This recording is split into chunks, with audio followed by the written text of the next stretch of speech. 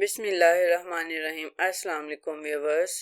आज हम बगैर टमाटर के नहायत ही आसान तरीके से मटन कुन्ना की रेसिपी लेकर आए हैं, जो कि नहायत ही मज़ेदार बनता है। तो आए शुरू करते हैं। बिस्मिल्लाहिर्रहमानिर्रहीम। इसके लिए एक बाउल ले लें, उसमें एक प्याली प्याज कटे हुए डाल दें। 2 टेबलस्पून लहसुन अदरक का पेस्ट ले लें। 4 से 5 अदद लंबी कटी हुई सब्ज़ मिर्च ले लें।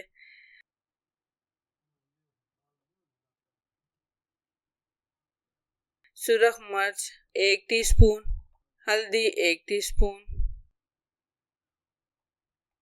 कुटी हुई सुरख मिर्च 1 टीस्पून, नमक 1 टेबलस्पून कर लें, काली मिर्च 1 टीस्पून, धनिया पाउडर 1 टीस्पून। इन सबको अच्छी तरह मिक्स कर लें और इसमें गोश्त डाल दें।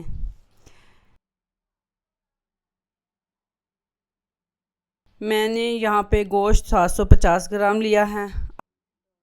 हाथों की मदद से मिक्स कीजिएगा ताकि मसाले अच्छी तरह इसको लग जाएं।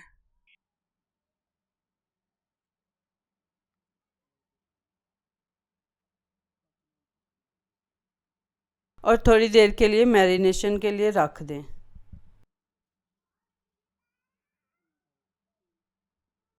एक हांडी ले लें, उसमें हाफ कप ऑयल का ऐड कर दें और 2 से 3 टेबलस्पून देसी घी का ऐड कर दें। अब इसमें कुछ खड़े मसाले डालूंगी, जिसमें तेज पत्ता है 2 अदद, बड़ी इलायची 2 अदद, कुछ लौंग लिए हैं और 1 टेबलस्पून काली मिर्च है, 1 टेबलस्पून जीरा। इन सबको अच्छी तरह पकाएं ताकि खुशबू अच्छी आने लग जाए। तो अब इसमें मसाले में मिक्स किया हुआ गोश्त ऐड कर देंगे।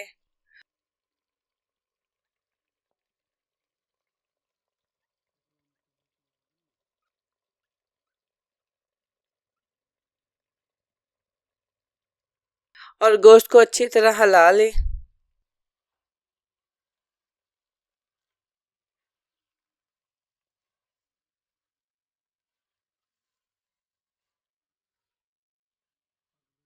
आग आपकी बिल्कुल हल्की होनी चाहिए। दम की सूरत में हमने इसको पकाना है।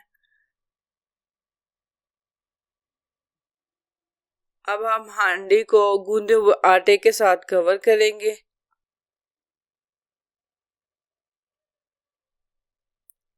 इस तरह मैं आटा लगाऊंगी साइडों पे ताकि हमारा जो इसका हीट है वो बाहर ना निकले। ये हीट में ही हमारा गोश्त गलेगा। इसको आप अच्छी तरह कवर करके रख दें 30 मिनट के लिए। अब हमारे 30 मिनट हो गए हैं और हम हांडी को हिलाएंगे ताकि गोश्त नीचे ना लग जाए।